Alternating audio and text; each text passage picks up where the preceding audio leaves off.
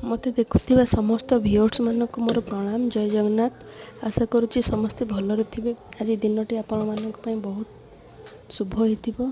ଅତି ସହଜରେ ମାତ୍ର 2 ମିନିଟରେ ବନେଇ ପାରୁଥିବା ଏହି ବ୍ରେକଫାଷ୍ଟ ବିଷୟରେ ମୁଁ ଆପଣମାନଙ୍କ ସହ ସେୟାର କରୁଛି। ଆଳୁ ପରଟାକୁ ସମସ୍ତେ ଛୋଟଠାରୁ ବଡ଼ ଯାଏ ସମସ୍ତେ ଆଳୁ ପରଟା ଖାଇବା ପାଇଁ ପସନ୍ଦ କରନ୍ତି। କିନ୍ତୁ ଆଜିର ରେସିପିଟି ହେଉଛି ବାଇଗଣ ପରଟା। ଆପଣମାନଙ୍କ ଘରେ ଯଦି ଡାଇବେଟିସ୍ ଲୋକମାନେ ଅଛନ୍ତି, ଆପଣମାନେ ନିଶ୍ଚୟ ଏହାକୁ ବନେଇକି ସେମାନଙ୍କୁ ଖାଇବା ପାଇଁ ଦିଅନ୍ତୁ। ଦେଖିବେ ବହୁତ ସୁନ୍ଦର ଲାଗିବ ଖାଇବା ପାଇଁ। ଅତି ସହଜରେ ଅଳ୍ପ ସମୟ ମଧ୍ୟ ଏହା ହୋଇପାରିବ।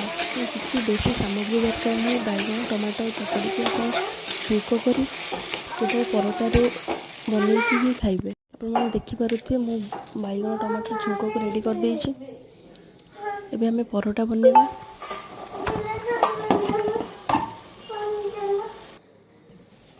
ପରଟା ବନେଇବା ପାଇଁ ମୁଁ ଆଗରୁ ଅଟା ଚକଟି ରଖିଦେଇଥିଲି। ଏବେ ତାକୁ ବେଲିକି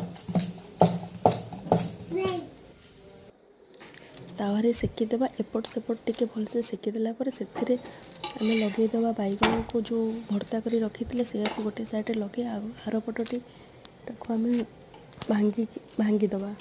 ଏମିତି କରିପାରିବେ, ନହେଲେ ତା ମଝିରେ ମଧ୍ୟ ପୁର କରିକି ତାକୁ ଗୋଲ ଗୋଲ କରି କରିପାରିବେ।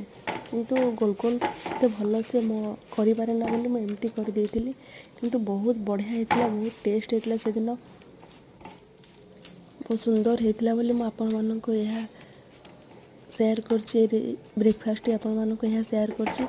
ଆପଣମାନେ ଘରେ ବନାନ୍ତୁ ଅତି ସହଜରେ ଏବଂ ବହୁତ ଖୁସିରେ ହିଁ ଖାଆନ୍ତୁ। ସମସ୍ତେ ଏହାକୁ ଖାଇପାରିବେ।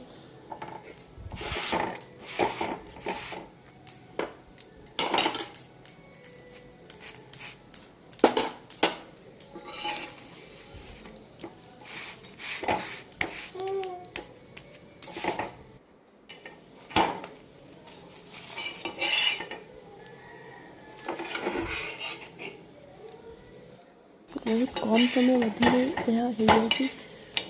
ବେଶୀ ଟାଇମ୍ ମଧ୍ୟ ଦରକାର ନାହିଁ। ଆପଣମାନଙ୍କୁ ବହୁତ ସମୟ ପରିଶ୍ରମ କରିବାକୁ ମଧ୍ୟ ପଡ଼ିବନି। ଫଟାଫଟ ଆପଣ ରେଡ଼ି କରିଦେବେ ଏବଂ ଗରମ ଗରମ ଖାଇପାରିବେ। ଏହାକୁ ଖାଲି ଖାଇପାରିବେ, ନହେଲେ ଚଟଣି ସହିତ ଖାଇପାରିବେ। ଆପଣଙ୍କ ଇଚ୍ଛା, ଆପଣ ଯେମିତି ଖାଇପାରିବେ। କିନ୍ତୁ ଏହା ଗରମ ଗରମ ଖାଆନ୍ତୁ, ଦେଖନ୍ତୁ ଏହାର ସ୍ୱାଦ କେତେ ସୁନ୍ଦର ହେଇଛି। ଆପଣମାନେ ମୋର ଚ୍ୟାନେଲକୁ ଦେଖନ୍ତୁ, ମୋତେ ଟିକେ ସପୋର୍ଟ କରନ୍ତୁ, ଲାଇକ୍ କରନ୍ତୁ, ସେୟାର କରନ୍ତୁ। ଦେଖିପାରୁଥିବେ କେତେ ସୁନ୍ଦର ହେଇଛି ପରଟା।